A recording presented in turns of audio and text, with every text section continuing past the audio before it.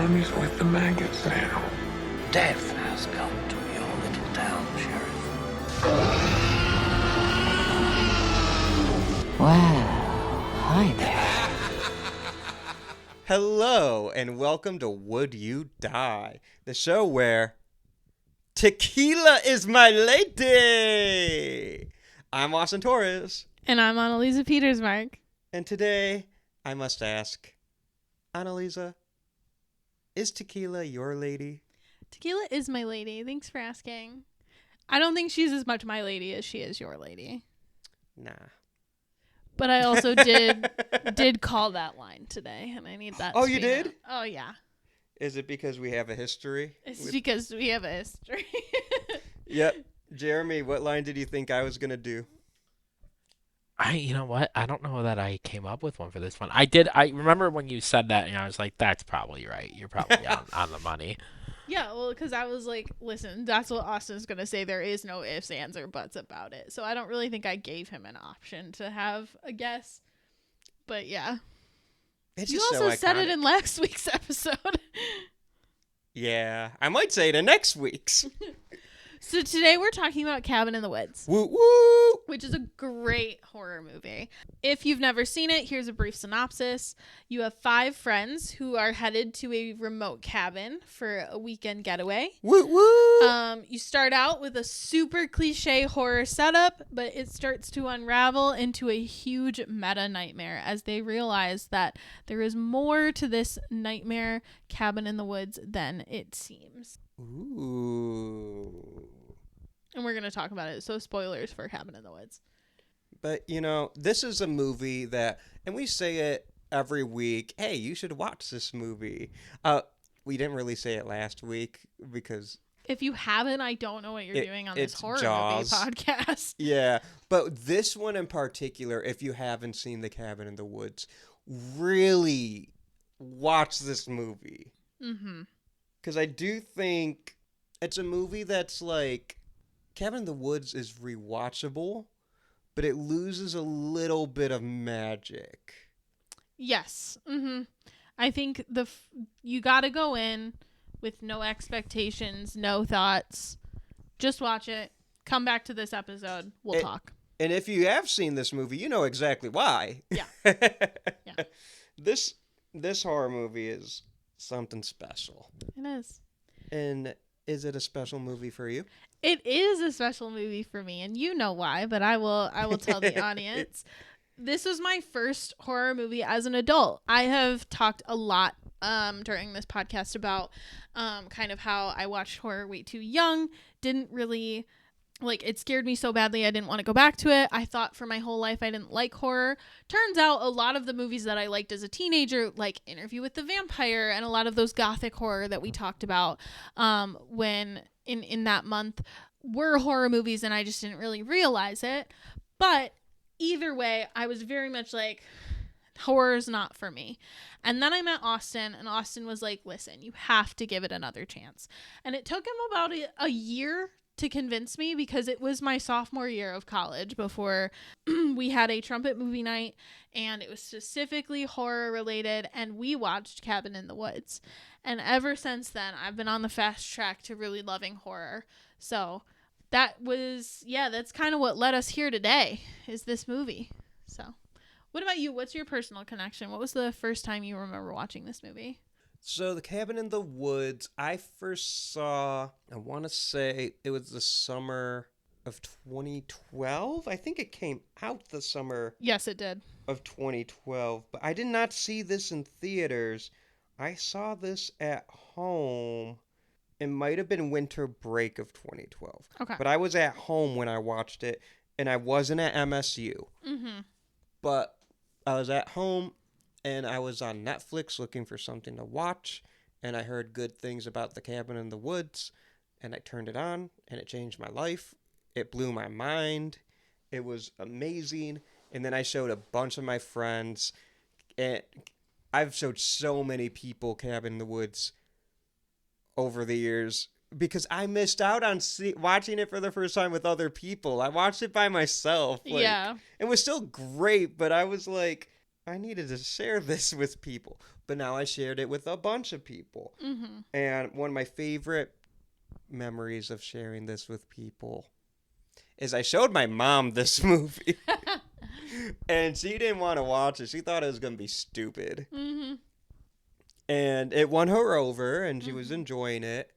And then I'll wait to give the rest of that story. No, I won't. Okay. So, Cabin in the Woods, we peeled off the spoiler. Yeah, it's gone. Already. Spoilers are happening. Every monster ever is in this movie. Yeah. So, a unicorn shows up. And my mom's like, what the hell is that going to do? And then it lowers its head, impales someone through the gut, stabs it against the wall. And my mom's like, oh. And it is one of the funniest things Yeah. that's ever happened to me watching a movie. She leaves like, what's that going to do? Oh. Yeah. Mm-hmm. I remember watching it with some of my buddies, Evan and Adam. Shout out Evan and Adam, especially Adam. I know you listen. You a homie. I remember watching it with my boys, and then we all freaked out at the unicorn scene, as we do. It's just a great movie to watch with us. And then the trumpet horror movie night, I had picked Cabin in the Woods because I knew not everyone showing up were horror movie people. Yeah. I know. I don't remember who it was, but someone was like, can it be Hocus Pocus? I don't remember who it was either, but yeah, But someone said that, yeah. And I'm like, fuck no. But I also wasn't going to put on the Texas Chainsaw Massacre or Eat the Evil Dead, That's like. fair, I suppose. And I feel like The Cabin in the Woods is a great movie, even if you don't like horror movies. Mm-hmm. I feel like a lot of people that don't like horror movies would like Cabin in the Woods because it is every horror movie. Yeah. And it's also super funny. It's very clever. Horror movies get a bad rap because, especially in the 80s, a lot of people were just making horror movies just because they could. So a lot of them were kind of stupid. Yeah. And people remember that. So horror has always gotten a bad rap. It's always been the black sheep of the film genres. Mm-hmm. Mainstream people like to dismiss horror. The Academy's dismissed horror a bunch. They've been getting better, but still, Cabin in the Woods is a movie that everyone can appreciate at some level. Yes, I think that's true. Even if they don't generally. I've heard so many times, I don't like horror movies, but I do like Cabin in the Woods. Yeah. You like every horror movie. That's all of them. Yeah. But I think what makes people really connect with this movie is that it is meta and it is self-aware. I think it's the same reason people like Scream. Oh, yeah. So just for a bit of historical context, this movie... Oh, wait. Go ahead. Jeremy, what is your relationship with this movie? My relationship with this movie is actually extremely similar to yours. So I saw this movie in probably winter of 2012 as well, because this was back in before there was 100,000 streaming services. So right. Pretty much if a movie went to theaters, it popped its way over to Netflix pretty quickly. So when that happened, that was a similar situation for me. I was in my 2012. I would have been in my junior year of high school, and similar situation. I was just at home over winter break, as I lived there. But I wasn't visiting home for winter break, and found it on Netflix, put it on, and this to me was not. I wasn't not watching horror movies yet. I loved horror movies. I was a really big fan of the Insidious movies, which were the first one I think came out in that general time frame. The Conjuring movies started in that time as well. But I think this was the first time I had saw, and I'm as somebody who loves comedy, the first time I saw a movie that integrated comedy in the way that this movie integrates Yeah. comedy into the horror Because genre. it's not a comedy, It's not. but it's fucking funny. But yeah, it is, and it has and I'm It's like Scream. It's like Scream, and we that get sense. into like this later, I'm sure. But like Chris Hemsworth is like this is like pre-Thor Chris Hemsworth being Oh, we'll get into that. at There's- like the height of his comedic ability in this movie. he's funny. He is very funny. So yeah, similar backstory for me as to how I found this movie and saw it for the first time, and it was kind of the first time I was, because I hadn't seen the Scream franchise yet. It was kind of the Gotcha. first time that I was like, oh, you can do both. Yeah. I love it. So, Anneliese, what is the historical context of this movie? So MGM's had some major financial troubles in the early 2010s, kind of like post-recession or like during the recession. And this movie was actually filmed in 2009, but it didn't come out until 2012. So yeah, there was they shelved it. Yeah, there was a huge gap between the time it was filmed to the time it came out. But it also came in a time when like horror was starting to become more self-aware. Scream really started this trend way back in the 90s, but we Right. were coming back to that self-awareness. This is kind of Because Zombieland, I think, is a similar movie to Yeah. this and came out around the same time. Yeah. It was written by Joss Whedon and Drew. I don't know if it's Goddard or Goddard. I can't. I think it's Goddard. I think it's Goddard too. But it was a love letter and a critique to the horror genre, especially post like torture porn era. Like post Saw, Texas Chainsaw vibes. Like we are kind of getting back to, you know, looking at the classics in horror genre, and not just the classics, but like everything.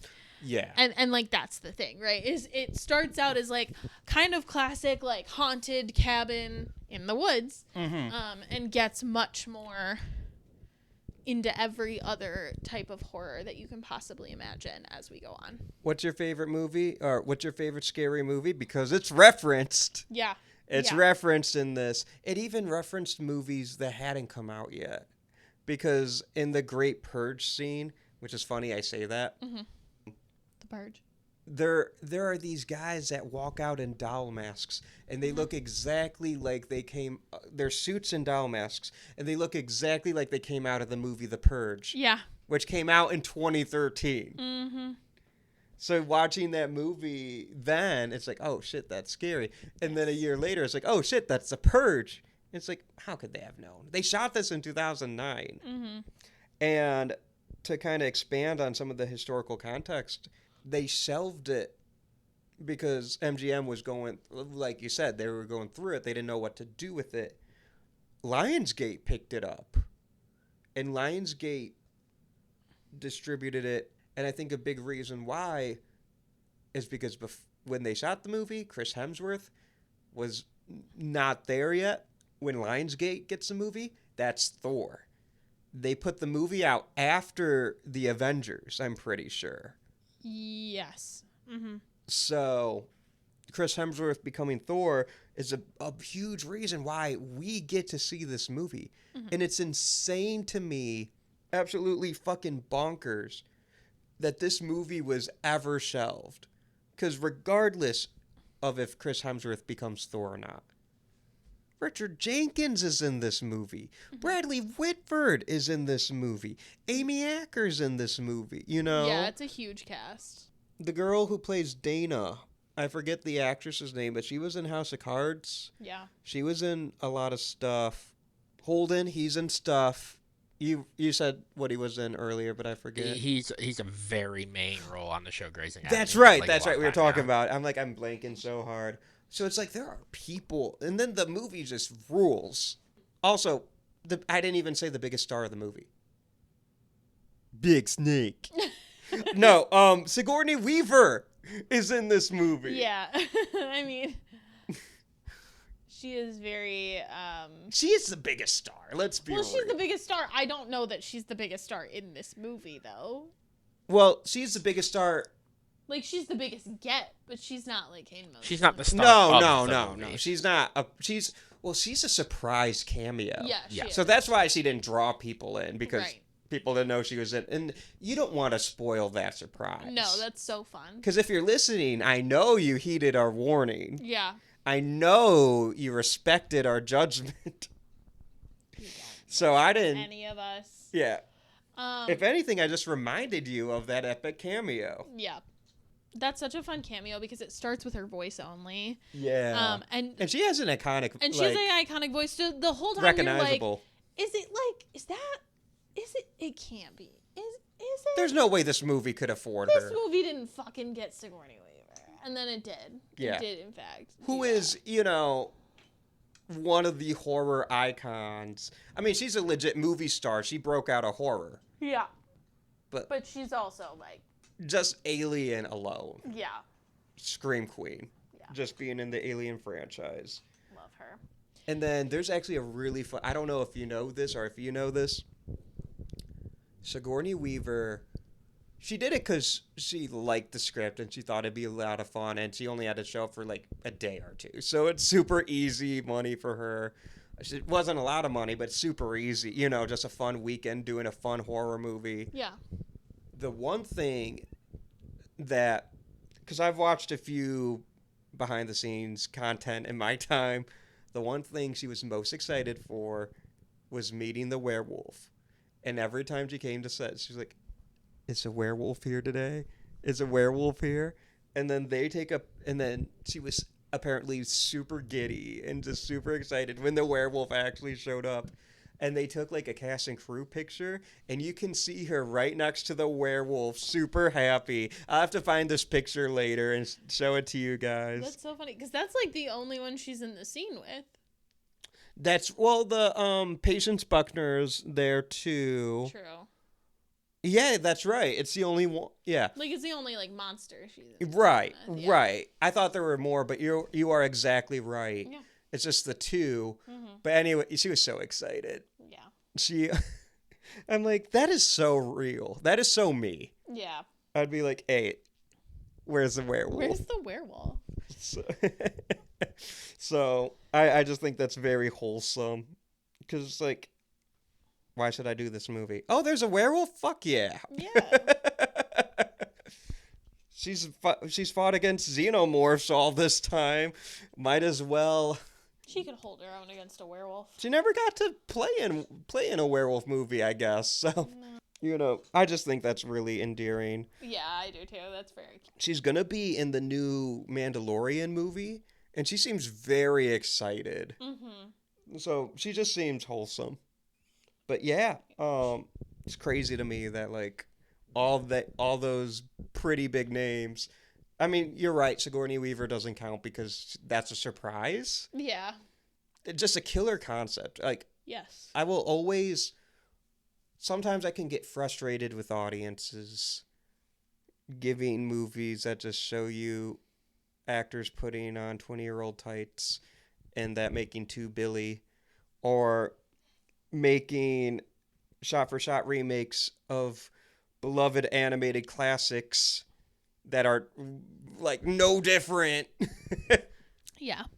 But or shot-for-shot remakes of beloved animated classics that ruin the ending. Yeah. Preferably the original is being directed by the same guy. Yeah. And they come out in the same year. But anyways, like, I do think audiences reward original stories. Yeah. They might not reward them in opening weekends. No, but I think overall. Like, I think this movie made 70 mil or 80 mil at the box office. Mm-hmm. For a 30 mil budget. Yeah. Which is kind of a lot for a horror movie. Mm-hmm. But it's small compared to, like, studio movies. That's respectable. That's, doubling your budget. You're making a profit. Well, plus they waited a few years, so inflation. Yes. That's true. That is true. That is true. But I think Cabin in the Woods really found life on Netflix and DVD. Because we all missed it. Mm-hmm. But then I think we all saw it, loved it, and showed it to at least one other person in our lifetimes. So The Cabin in the Woods is very much like one of its biggest inspirations, The Evil Dead. in that sense. Mm-hmm. Annalisa made a reference to Evil Dead earlier today while we were watching the movie. Yeah, I mean it's like pretty obvious in the movie. Because, like, The Evil Dead is the Cabin in the Woods movie. Yeah. Right. Well, exactly. and, like, there's a moment, like, I hadn't seen it in years, but Mm-hmm. when they pull the RV around and they get to the cabin for the first time and they say, well, this must be it.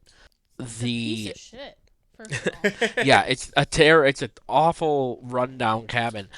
And I looked over at Annalise and I said, I don't know why, but I feel like I remember the cabin being nicer than that. Like in the first watch through. Yeah. And Annalisa said right away, she goes, literally looks like the outside of the cabin from Evil Dead. Mm-hmm. Yeah.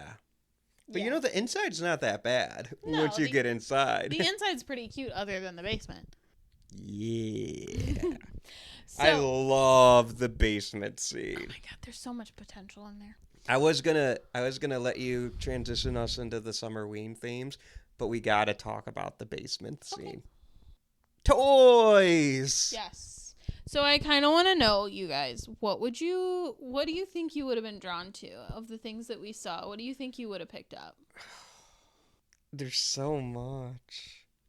I know there's like a film canister Yeah. or like a film projector or something. Because that's what Marty is like drawn to. That might be what I'm drawn to, but one of the monsters you can summon is Big Snake. But you don't know that when you're down there. All I'm saying, if I see something snake related, Are you cheating? there's a possibility. Are you looking up- cheating? He's looking up the monster items. Nah, but the discount lament configuration that brings about discount pinhead. Yeah, that's a pretty cool one. The puzzle box or whatever. Yeah, part of me would be like, oh, this is too Hellraiser, but it's not Hellraiser. Mm-hmm. I would say either the film reel or the discount lament configuration. Mm-hmm. What is I'm trying to see, because it tells us what each thing would have. A film strip would have brought Kevin. That's scary. Yeah, he is. My Kevin. Apparently, according to this, assuming that he is seen on the board, but he's not depicted in the film. But according to the way Dana describes Kevin in the novel, he's described as a quiet, normal-looking person with a small smile on his face who calmly walks through the post-purge chaos until he comes across an injured guard. He then proceeds to exsanguinate him in a second.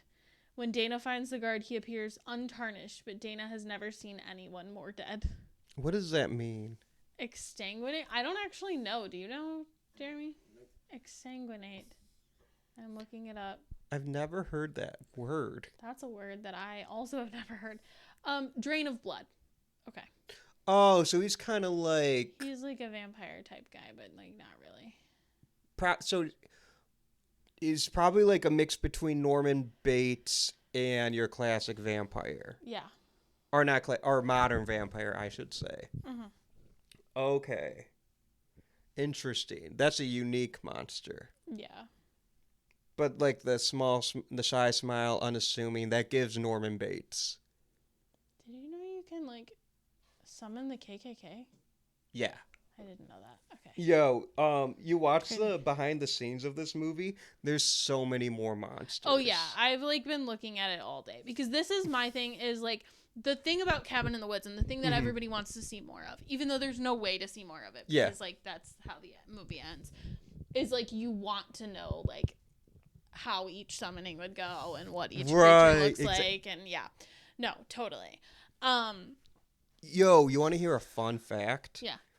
The guy who was in charge of all the creature effects and stuff, I forget his name, but he's obviously very good. Yeah. He's one of the top dogs.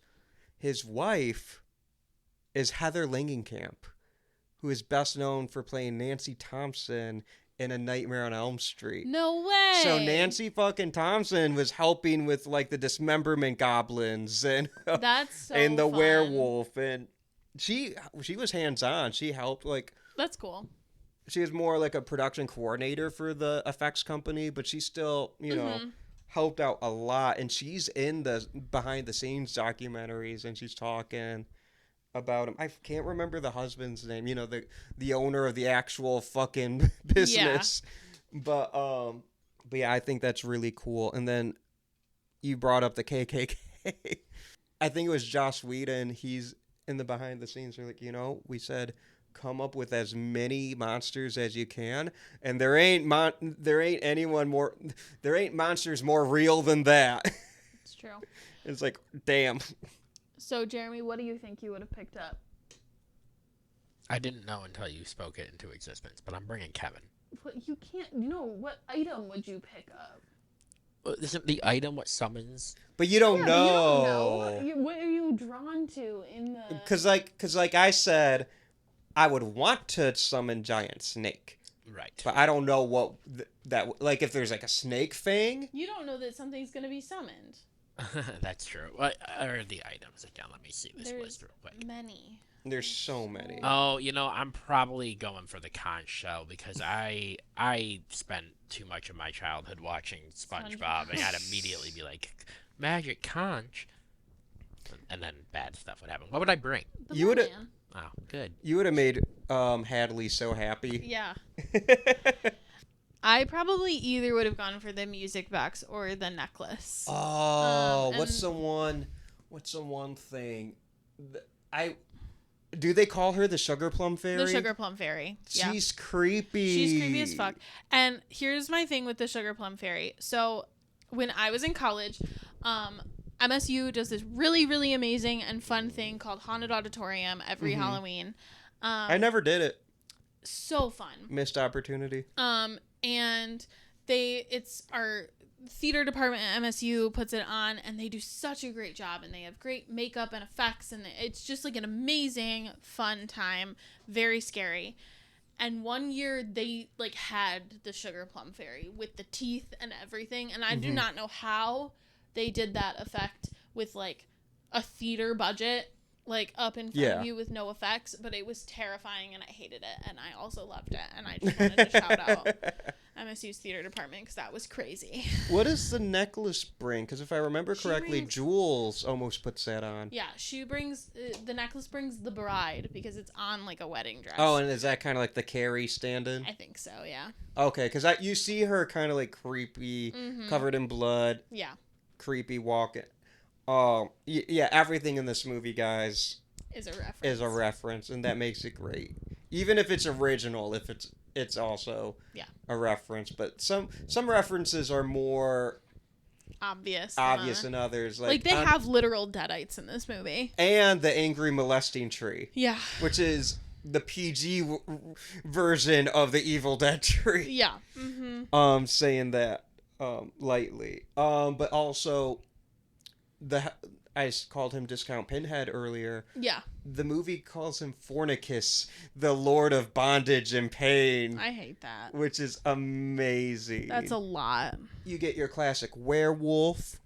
Zombies. You get classic zombies, and you have zombie redneck torture family. Yeah, not the same. Which I think is a hybrid of the Texas Chainsaw Massacre family. Oh, yeah. With zombies, who are the main ones that get picked. Yes. Which is funny, but we'll go into why that's funny a bit later. The killer robot, which is essentially chopping wall. Yeah. Witches. And those are like Wicked Witch of the West. There's witches, and then there's sexy witches, if you look at the list. I didn't see... I saw them on the list, but I don't think I saw them in the movie. There's a dragon bat. Yeah, the dragon bat is so cool. Yeah, there's Reptilius. There's the unicorn aforementioned. I may go for the unicorn tapestry only because I have that exact same unicorn tapestry in that's cool. my living room. So. Alien Beast is clearly alien. Yeah. I think Reptilius is kind of like a hybrid between... So I think it's supposed to be like Creature from the Black Lagoon, but he shows up on one of the many screens of Mayhem. Yeah. And it's shot like the kitchen scene in Jurassic Park. Yeah, that's true. There's the scarecrows, which I didn't know.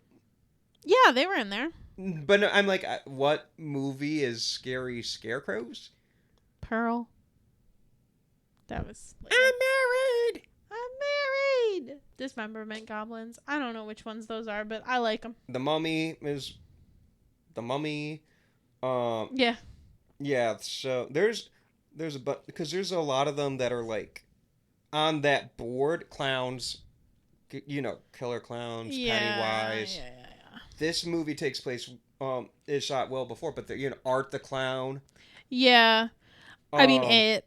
Other monsters seen in the film and behind this. I'm on the wiki right now, guys. Same. But the Blob is in there. That's the Blob. There's a Cthulhu creature, giant alligator, like alligator, flock of killer birds, like the birds, giant ape. That's King Kong. Giant ant. That's them. Giant crow, giant deers, giant lizard. That there's a lot of giant lizard movies. Giant owl, I don't know about that. Giant tarantula, like Arachnophobia or Eight-Legged Freaks. Giant woman, Attack of the 50-foot woman, Ghost. That's so many. The humanoid, I don't even know what that means. Killer robot, I said. Chopping Mall. The Ku Klux Klan, that's real life. Yep. There's the Kraken. There's the ogre. Mutants, pterodactyls, which that's pretty cool. Rabid dogs, Cujo. There's so many. There's Man in Transparent Tarp. Is that Harry Potter? No. Tentacle that might be thing? Invisible Man. It might be Invisible Man. It might be a more Yeah. creepy version of like Patrick Bateman. Okay. Like in the raincoat type thing. There's There's a lot. There's It's- thousands. any night. So the idea. There's also ones that are only mentioned in the novelization. So there's like Woman with a Toothed Vagina, which is obviously a reference to teeth. But I don't know. I was gonna did say teeth- Casablanca. Yeah, that one. Did Teeth come out before this? I think it did. Because I remember- I just looked up the word teeth. I want everybody to be clear that did not bring up what I wanted it to I'm bring pretty up. sure that came out before. Yeah, it came out in 2007. Because I remember like being in high school, that was Yeah. But yeah, there's so many. Great. Apparently, there are types, and the 4 major types of creatures are supernatural, psychopaths, folkloric creatures, and common phobias. Mm-hmm. And minor types include undead humans, demons, extraterrestrials, giant animals. Yeah, there's like a whole. Did you see later down in the list? It's just like giant dog, giant fox. Yeah. Yeah. Giant you were talking deer. about that. So should we get into why this is a good summer movie, really briefly? I guess. Okay, fine. I just want to talk about monsters all day. So let's talk about the different summer tropes. Yes. So first of all, the first act is just like a road trip, like with friends. We get introduced to our 5 main characters. It kind of starts off like The Evil Dead. Yeah, very much so. College kids on a road trip. Yes, college kids on a road trip. We have our 5 main characters who all represent, and this is like later, but who all represent the 5 different tropes or the 5 different like main tropes Archetypes. in horror archetypes in horror that end up being the different sacrifices for the gods, the ancient gods. So we have Jules, who is designated as the whore. She is promiscuous. She dies first. She has to die first. Then you have Kurt, her boyfriend. This is Chris Hemsworth's character. And he is designated as the athlete. Makes sense. then- Perfect casting. Yeah. Then you have Holden, who is designated as the scholar. You have Marty, who is designated as the fool. He's a stoner character. And then you have Dana, who is designated as the virgin. And something that's really interesting is that, which this is something I didn't even really catch the first time, is that the facility really plays into getting them all to fall further and further into their roles. So they put stuff in Jules's hair dye that makes her dumber, so she is more like the airhead whore. And because blonde's not her natural thing, so Ed Jenkins, who I forget his name, his character's name, but Ed Jenkins' character is like, ooh, dumb blonde, very artistic. Do you mean Richard Jenkins? What'd I say? Ed. I meant Richard Jenkins, yeah. Okay. Who the fuck's Ed? I don't know. I'm just here. Thank you, Richard Jenkins, yes. Yeah. But I don't know what did they do to Kurt? I don't know what they do to Kurt, but he kind of becomes more of a meathead. Like, he's possessive over Jules. And at one point, Marty even goes like, don't you think something weird is happening? Like, he doesn't act like that. He's a fucking sociology major. Like, yeah, and when you first meet him, he's telling Dana which books she should be reading. Yeah. And he's like, the professor wrote this one. He's kind of an ass about it. If you want to impress him, read that one. Yeah. Then they try... Like, Chris Hemsworth is kind of an egghead. Yeah. They try to put... Like, they try to, like, lace Marty's weed, but they miss a stash, so he's just smoking, like, his regular grade stuff, but he's supposed to be, like, so brain dead that he's, like, out of it. Right, but he's not affected by... Or I thought his weed was so strong, it's canceling out every... Well, it is, but they say explicitly in the thing, like, he's canceling out, like, whatever we're trying to do. Because we missed a stash. And then Holden, who is Kurt's football teammate, ends up by default kind of becoming the scholar because he's not, like, not well-spoken or anything. And he's a college kid. Right. But Kurt is so, like, meathead that he ends up playing as the scholar in comparison. And they, like, give him glasses. And then Dana, who is nowhere near a virgin, and they even, Sigourney Weaver has this line where she goes, a virgin, and she goes, we work with what we have. It's so iconic. Because, like, she's coming fresh off of a relationship with her professor at the beginning of the movie. But because she is very, like, innocent, doesn't really want to take a lot of risks, then she gets pushed into the trope of the virgin. And she can survive, but either way, she has to die last if she's going to die. So the virgin in this film, it's really the final girl. That's the final girl. Yeah, that's our final girl. Which is very much a trope in horror movies. Remember, the people who have sex and do bad things, they're punished, and the people who are good and pure and don't do anything bad and, you know, all of that, they get to stay, they get to live if they can survive. And a lot of movies that inspired this: Halloween, A Nightmare on Elm Street, Friday the 13th, we'll get to that one. Yeah. So they follow those tropes, right?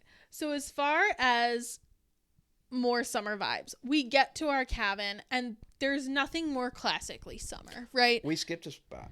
Okay. We go to the gas station first. Right. Yeah. That's where we get our Friday the 13th Crazy Ralph, you're all doomed. I don't remember That's it. true. But the Harbinger. Yes, our Harbinger. The guy, well, first off, road trip, creepy gas station. Do we do those anymore? Do we just skip them? What do you mean? When we go on road trips. Creepy gas stations? Yeah, I just skip them. I go to nice gas stations. Sometimes you don't have a choice. That's true. Jeremy and I went up north a few weeks ago. I don't think these guys had a choice. With my family, and it was very much a, hey, when you see a gas station, you stop at it kind of a situation.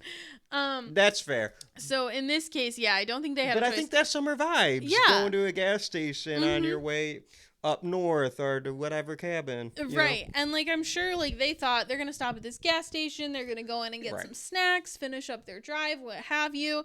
But the place is closed, and the dude is kind of a dick and is very much like, you know, get the fuck out of my face. Yep. And he's in on it. Yeah, he is. He later... Not even his coworkers like him. No, because he's the Harbinger, and he very much takes this... While the other people take a much more corporate approach. Mm-hmm. He very much is a spiritual like believer in these gods. I mean, like, Right. yeah. So, But yeah, I brought up Friday the 13th, and I had to mention the very big Friday the 13th. And there's more. yeah, there's definitely more, because once we get to the cabin, it's very much like swimming in the lake. It's not like a, camp setup, but it feels like... Yeah, when they're swimming in the lake, that's very... It feels like any, like, summer camp, vibe. vacation horror, Camp Mhm. Crystal Lake type vibe. Yeah, sleepaway camp. Exactly. And so... Yeah. The first, like, day is very peaceful. It's very much like they're swimming in the lake, like you said, and then they go home and they play, like, truth or dare, and she makes out with a wolf that's taxidermied on the wall, which I feel like is not... I dare you to make out with that moose. Yeah. Marty, how high are you? Whatever that majestic creature is. Yeah. It's a wolf. And she does, and it's really weird. Kind of hot. I don't think so. Woo. Mm. I'm not saying I'd make out with that wolf. But would you pet? I would pet. Do you think that wolf is the way to summon the werewolf? Or does it have to be in the basement? I think it has to be in the basement. Otherwise, we would have gotten the werewolf. Because I don't know how else he summoned. Probably not by making out with it, but what do I know? They'd summon me. Oh.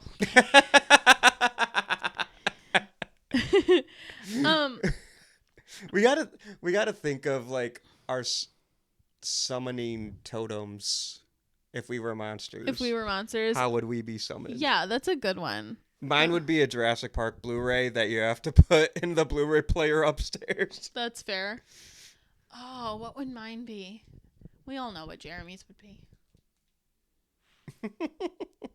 Say it out loud. Something baseball related. Yeah, but what would you have to do with the baseball? Or the thing? It'd probably be like a baseball glove. You gotta put it on. That's a good one. I feel like... But then you just get the worst monsters, because then it's just me making bad jokes. Then you just have to listen Give me the zombie redneck torture family ASAP. You just have to listen to Jeremy, like, stand-up comedy you to death. Oh, no. Oh, man. Me, you have to listen to this podcast. But I don't have a co-host, so it's awful. But it's still you, like, talking to somebody like you have a co-host, but just nobody's answering. Yeah. Yeah. I think mine would probably be... I don't know. This is really hard. I have a lot of special interests. Mine would probably be like a puzzle piece that you have to put into a puzzle, and then I appear and tell you about how Autism Speaks isn't a good representation of autistic people and their needs. We are excellent monsters. Yeah, we're really good at it. People be scared. You should be. But yeah, so you wouldn't like me when I scary. So another, I think, underrated part of this horror, like Summerween vibe, is once you get down into the facility, it's almost like a theme park of horror. I'm so glad you're bringing this up. Like we haven't been talking about it the whole time. No, the theme park? Oh, okay, yeah, it's specifically theme park. I have a fucking take. Okay. Universal Studios, if you're listening, make this a fucking reality. This is crazy. This needs to be at the Universal Studios Park. Yeah. Florida. Not Islands of Adventure, not Epic Universe. I love Islands of Adventure. I haven't been to Epic Universe, but it's just open and I'm poor. But Universal Studios, the park that's still, about movies. Yeah. And making movies. They need to make a cabin in the woods ride.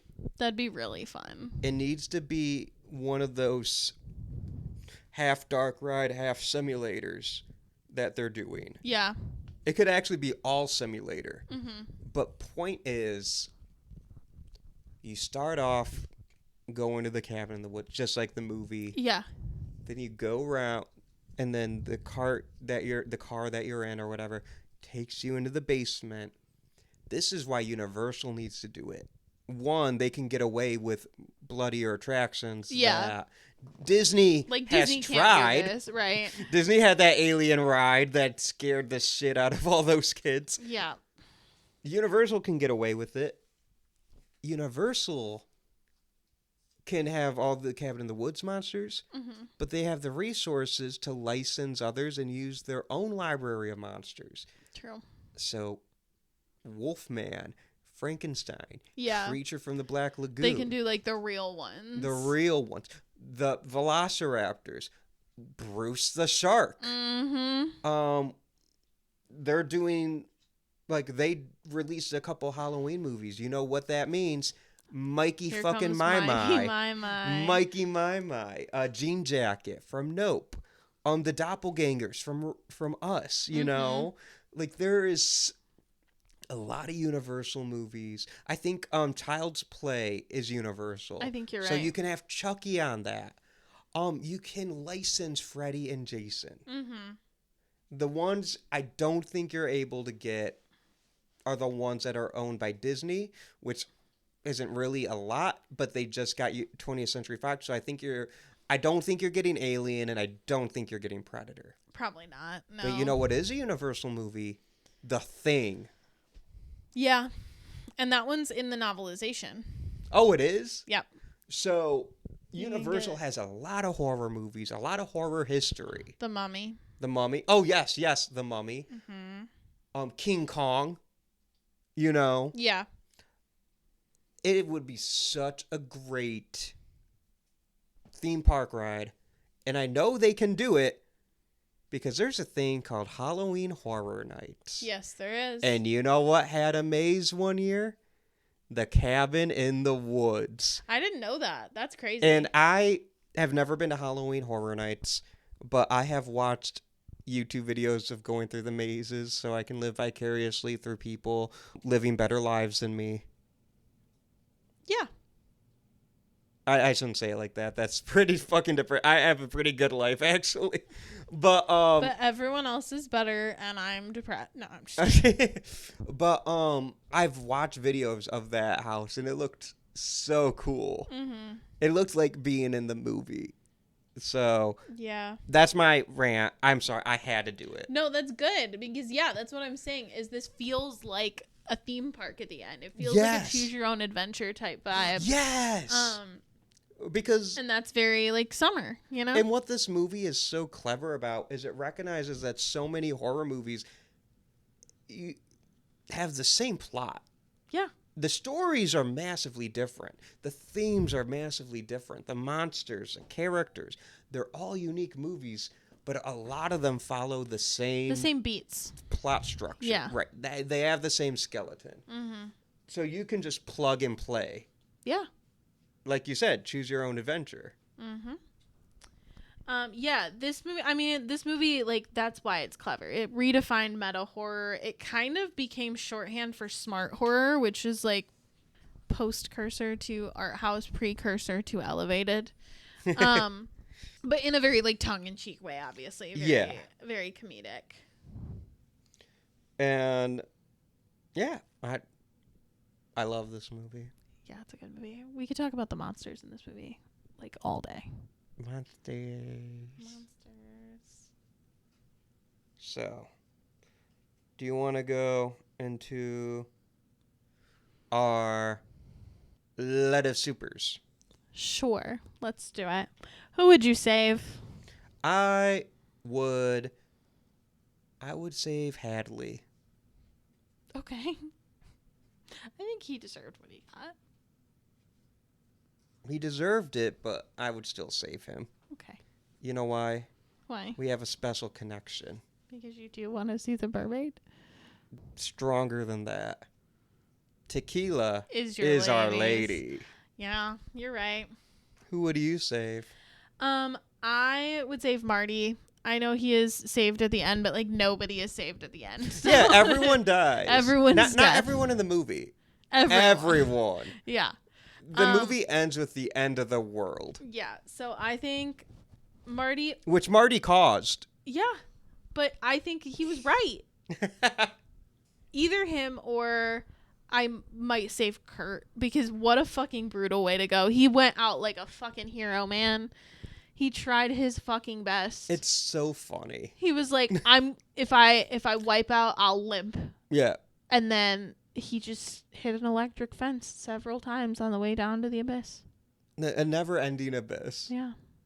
And the movie foreshadows it really, really early when they have a bird flying into the invisible electric wall fence and just getting like vaporized.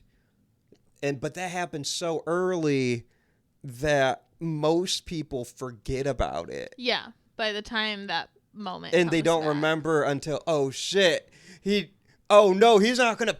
Yeah.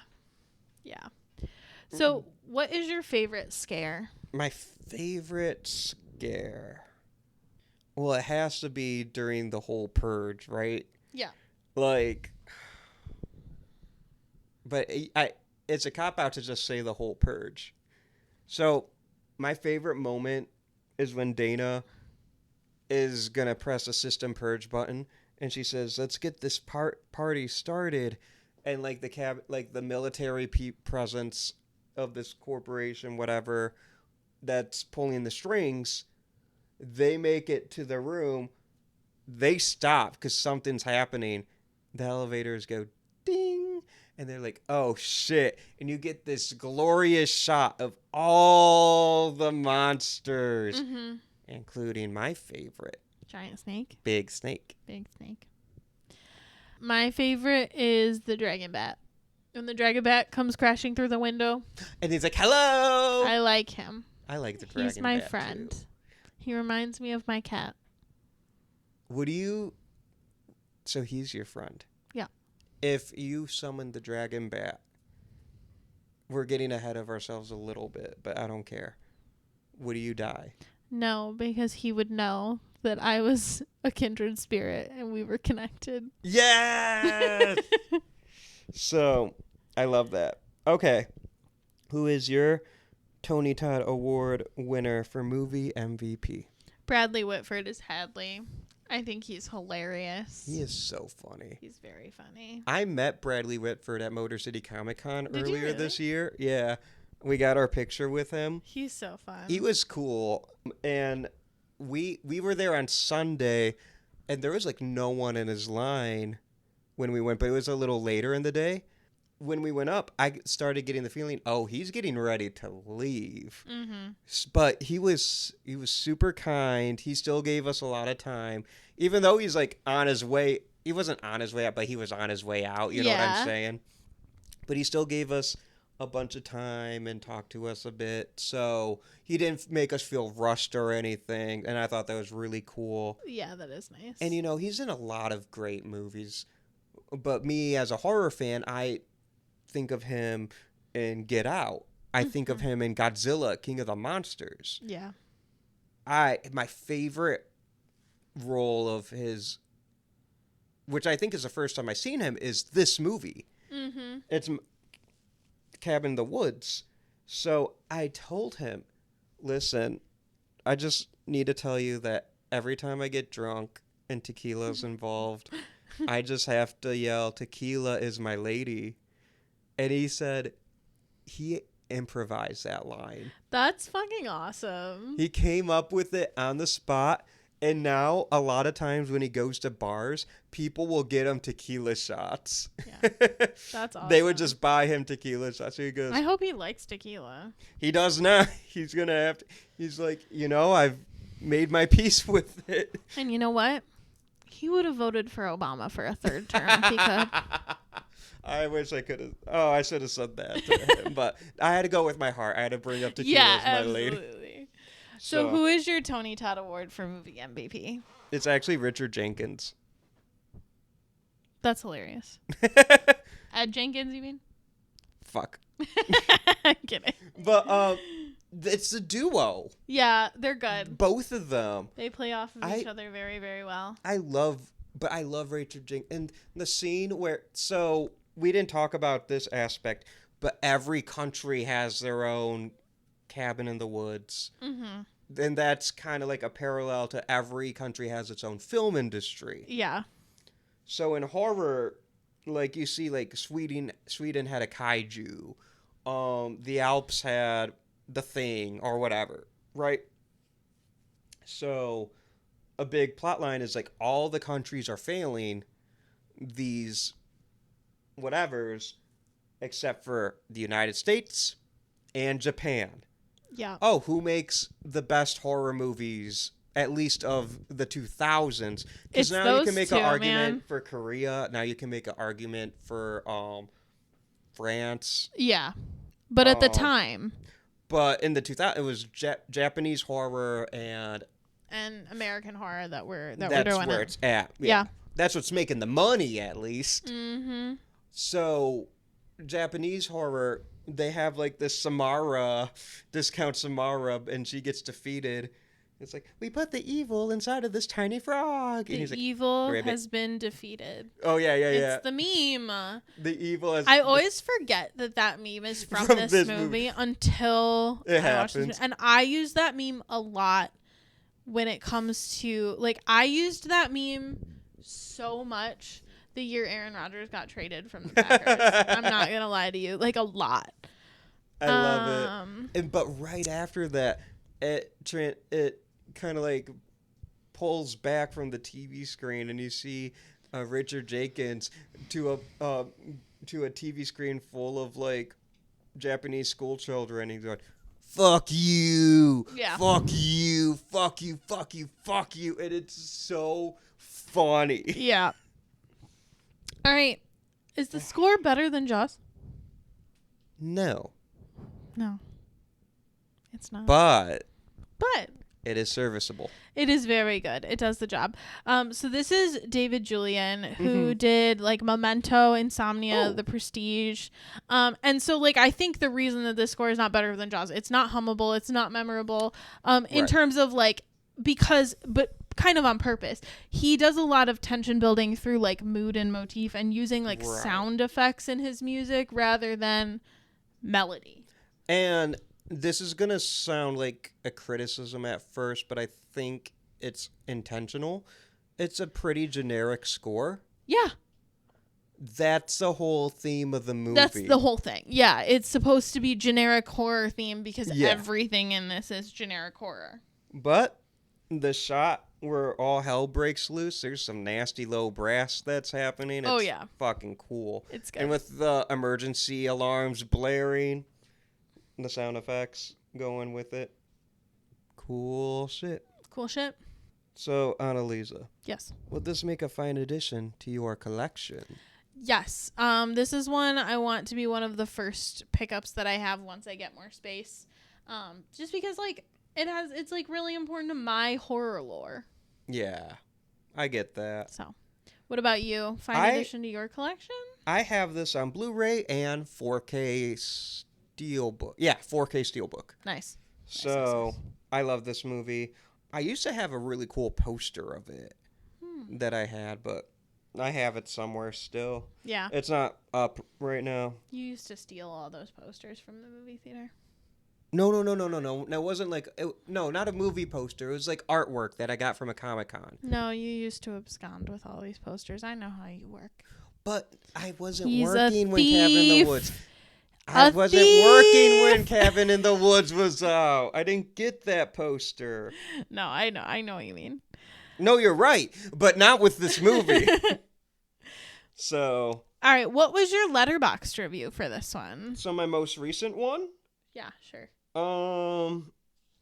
in my Letterboxd era, I've watched this 3 times. My most recent watch was April 29th, 2025. I didn't rewatch this right before this episode. I know this movie pretty well, though. Yeah. And I put in all caps, well, first off, I put 5 stars and a heart, and I put in all caps, Tequila is my lady! Yeah. And then an older Letterboxd review I have from November 2022, I said Richard Jenkins and Bradley Whitford are the duo. Because they are. Nice. What is your Letterboxd review? My Letterboxd review is 4.5 stars, and I said, came for the cabin, stayed for the end of the world. That's awesome. Yeah. I love it. Are there any Supernatural alumni? There are 2. Yes. So the one is Jodelle Ferland, who plays Patience Buckner Ooh. in this movie. And in Supernatural, she had a pretty small part. She was just like a background actress, but she was in both, and she was in Silent Hill. Oh shit. I like Silent Hill. So she's been in like, is she like the daughter in Silent Hill? she is Sharon and Alessa. I don't know who those characters I think that's the I daughter. think that's the daughter. I think you're right. She also appeared on Smallville. I never watched Smallville. What? I don't watch TV. You know this. Smallville is very good. It's Superman, right? Yeah. Cool. Mm-hmm. There are a lot of Superman shows. And then Amy Acker. She's in Supernatural? She has a like prevalent role. Well, she's been in a lot of like Whedonverse stuff, and like Joss Whedon didn't write Supernatural, but he's written on Supernatural. Oh, I didn't know he was involved with Supernatural. Yeah. I always think of him as like Marvel and Buffy. Yeah. So And Firefly, but I didn't watch Firefly. yeah. So Amy Acker was actually a really prominent part. This is like tangential, but she was a really prominent part of the spin-off show for Buffy, Angel. So that's kind of where I know her from, but she was also a character in the season 1 episode Dead in the Water, so very, very early.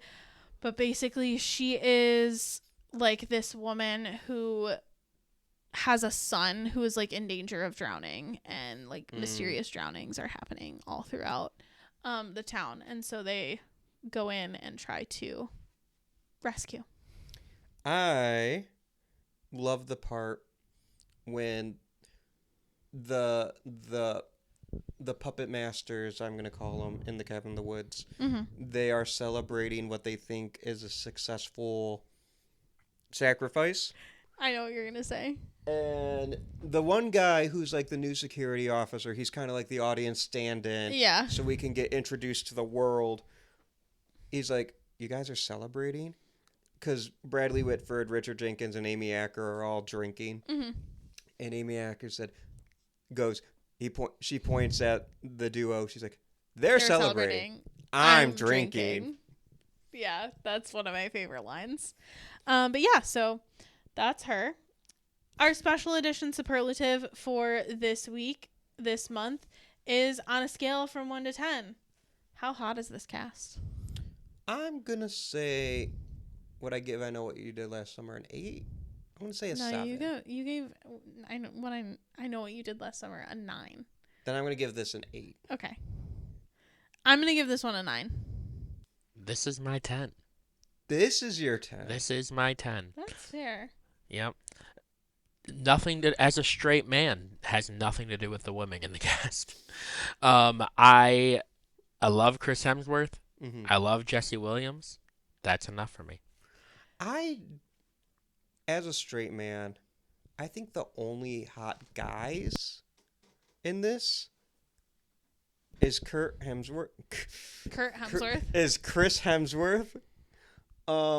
In the security guard, the new security guard. He's kind of hot. He is very and hot. Bradley Whitford. So just so we and can Richard Jenkins. kind of check in. The ladies are hot. Okay, I'll stop talking. I'm kidding. But just so we can kind of check in on where we're at on hotness of casts so far, and keep in mind this is a 5-week month, so we still have 2 episodes left to go before we make our final decision. But as far as hotness goes, coming in 3rd place is Cabin in the Woods with 27 out of 30 points.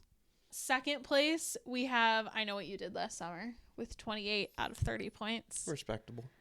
And coming in first place with 29 out of 30 points, given the 2 10s and 1 9 out of this trio of people, is Jaws. A what? No, that makes sense. That does make sense.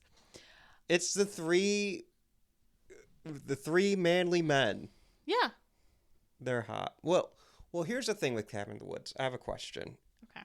Do you consider, as part of the cast, Big Snake?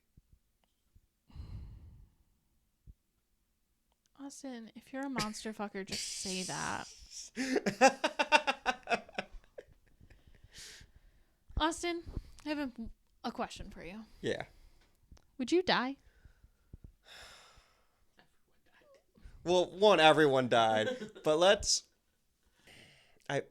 what I should have done was I should have written the name of every monster and then put it in a hat and then drew it. Because, like, what monster am I because it depends on the monster. I mean, yes, technically, would I die? Yes, everyone dies in this movie. The world ends. But if we were there and we accidentally summoned a monster. And we all know Austin's going first because he's the whore. Is it because I said the comment about Big Snake? Yeah. Yeah, that's fair. So, yeah, I'm that archetype because I ain't the jock. Let's be real. And I'm too stupid to be the scholar. And I ain't the virgin. So it's either the fool or the whore. But I'm not a stoner. I don't think you're a fool either. Then I'm the whore. Yeah. Nah, you're accurate. I know. What about which?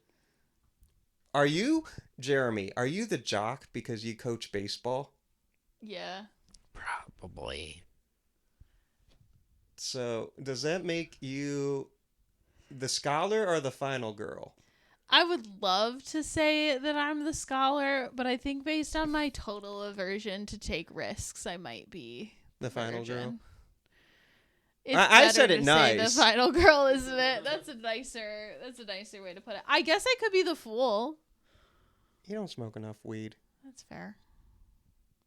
But- I could ramp that up. Should Yeah, not put that in a Pump podcast. up those numbers. People who I work with listen to this podcast. I'm really sorry. But you know, out of the three of us, you would be the final girl. That's true. You're the only girl. That's true. So by default, you have to die last. So, okay. And if I'm the whore, I'm a goner. You're first. So, all right, here's how we're going to do it. I'm going to pull up the list of monsters. Okay. And then we're going to do this quick, rapid fire. I say the name of the monster. You tell me, and I'll answer these two, if you live or die. Okay, are we going through the whole list? Just the ones on the whiteboard. Okay. Because it's getting late and I have to go home. I have a bedtime that I passed. Yeah. All right. Alien Beast. Lisa. Dead. Jeremy. Dead. And Austin would be dead. Angry Molesting Tree. Lisa. Alive. Yeah, I think I lived through the molesting tree. Austin, dead. The Bride. Lisa. Dead. Jeremy. Dead. Austin, alive. I could fix her. Yeah. No, I got it. Clowns. Lisa. Dead. Jeremy. So dead. Austin, dead. Yeah. That's a 3 for 3. Yay! Deadites. Lisa. Dead. Jeremy. Dead. Austin, dead. Another 3 for 3. Demons. Lisa. Alive. Ooh. Jeremy. Yeah, they're gonna get me. I'm dead. I'm also dead. So I believe in Jesus. the He will power of save Christ me. compels you. Exactly. I do too, but I think he's gonna let me go to heaven. Nah. I think he's gonna be like, Austin, you've done your time. Come up, buddy. Dismemberment goblins. Lisa. Dead. Jeremy. Alive. With all your limbs? Yes. I'm also alive, but They not aren't my with all people. my limbs. What? I think I get slightly dismembered. Jeremy, repeat what you just said. Goblins, historically speaking, like in their inception from See, it's not as funny if you explain it. We all know. Wait, what'd you say? from Tolkien, when he came up with the idea of He goblins, didn't invent goblins. when he made them what they are now, They were already anti-Semitic stereotypes before Tolkien. they are based on fact Jewish checking. people. They would leave me alone.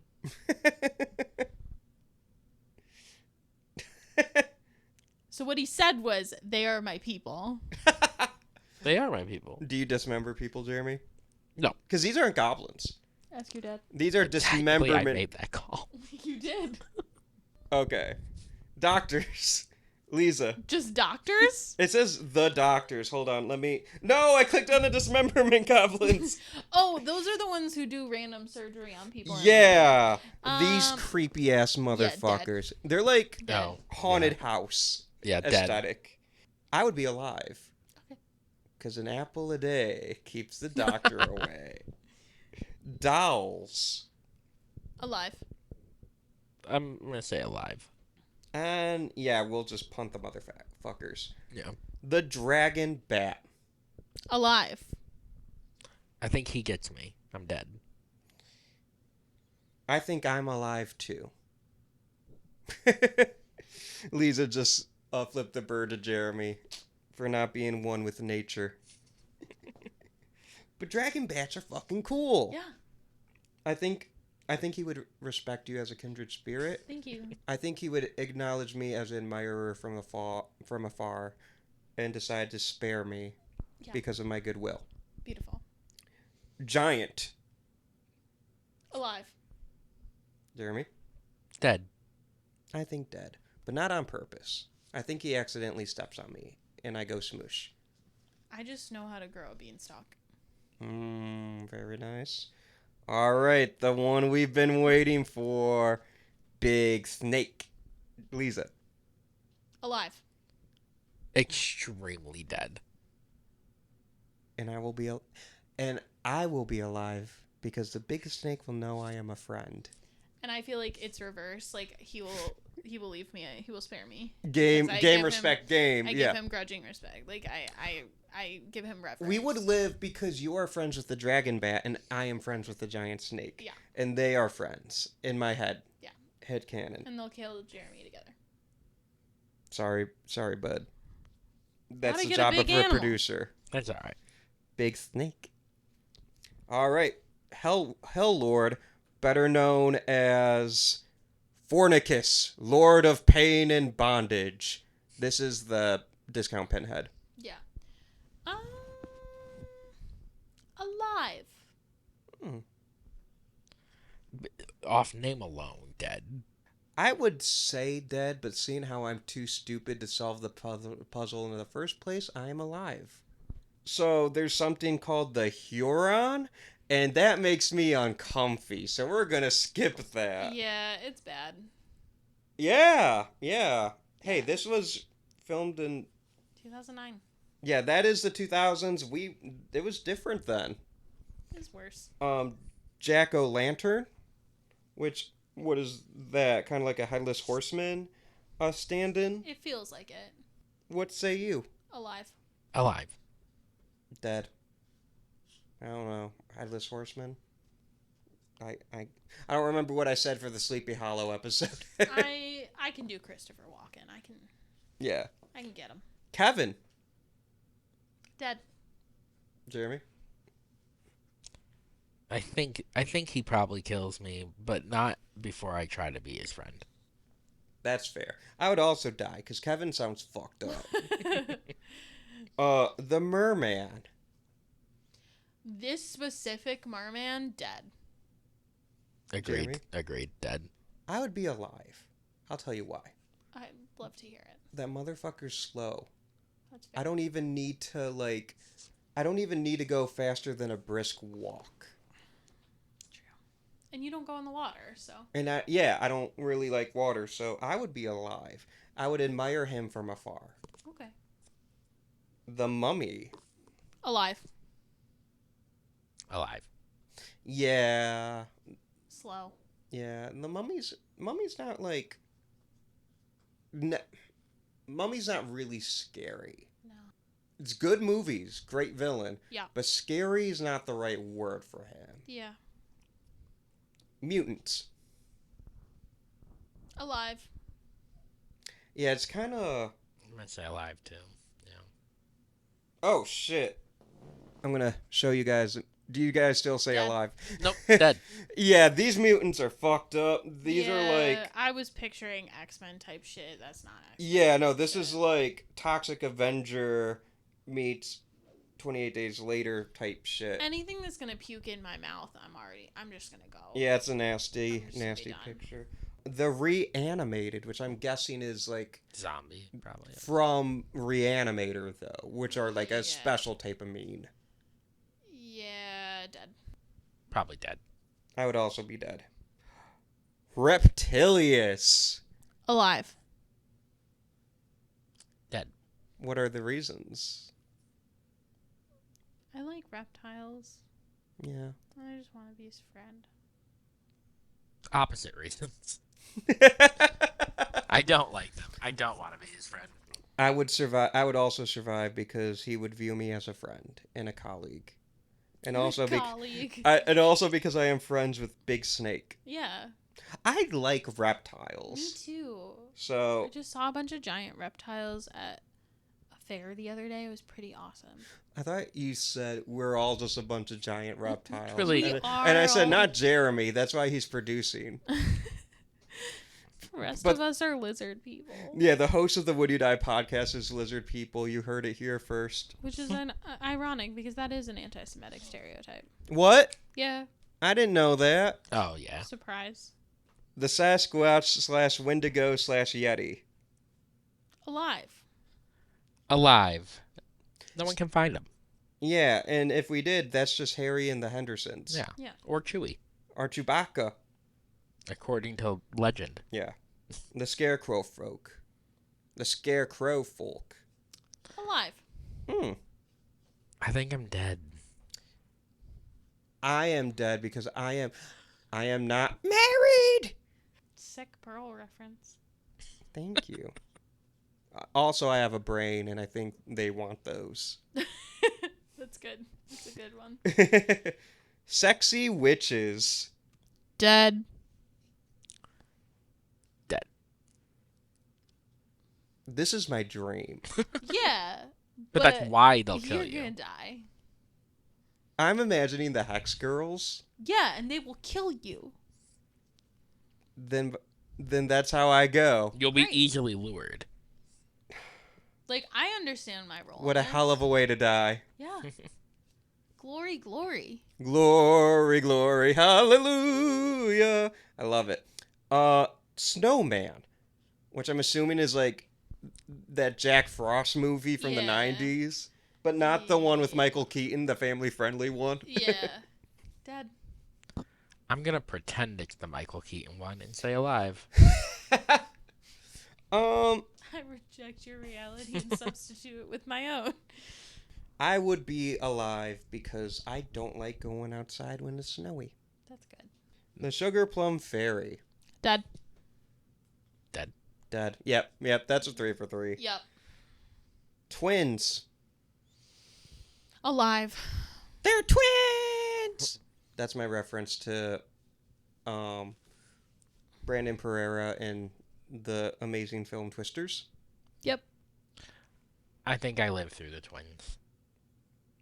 We're assuming these are like the Grady sisters The from The Shining. Shining. Yeah. Come play with us, Danny. They just stand there. Yeah, I'd be alive. I would play with them. I'd kick their ass in some Mario Kart, let's be real. So, the unicorn. Dead. Oh yeah, I'm dead. Unicorn kills me. Yeah, that is the most lethal out of all of them. I would try to befriend the unicorn, and he would not understand me as a friend. It's not a reptile. It's not like that. I would live. The giant snake would come save me. Vampires. Alive. Forever. Hey. I'm gonna say alive. I simply will not invite them in. I would die. Because they'd bite me and be like, yay, I'm a vampire, I'm a vampire. And then they would kill me again because I'd be too annoying to be left alive. Last time I saw my brother. Last time I seen the sun. I'm a vampire. We're referencing different movies. What movie are you referencing? Jaws. What? Because in the beginning of the movie, Brody's son Michael, he's like, I got bit by a vampire. Oh. Well, he doesn't say I'm a vampire. That's more the Nicolas Cage movie. Okay. Kiss from a Vampire? I don't remember what's it called. But he's running, I'm a vampire, I'm a vampire, I'm a vampire. This is But I was saying it. This is a tangent for like no other. I was saying it in my head like the kid in Jaws, like, I got bit by a vampire. Like he fell off the swing or something. Yeah. And his mom's like, the fuck? Yeah. No. The amazing Ellen Brody does not say that. Yeah. She does amazing mothering. True. Werewolf. Dead. Dead. But would pet. I would be alive. Because a werewolf would see me as a friend. Mm-hmm. All werewolves will see me as a friend. We established this in Werewolf Wednesdays. That's true. That's 10 out of 10 would pet. That's just one of my favorite werewolves. yeah. It's a good one. He's a good little boy. Witches. Non-sexual variety. Yeah. Still dead. Dead. You can get me with spells. If I have access to a bucket of water, I'm good. Otherwise, I'm dead. Wraiths. Dead. Dead. Yeah, they're scary. Mm-hmm. Zombie redneck torture family. Dead. Dead.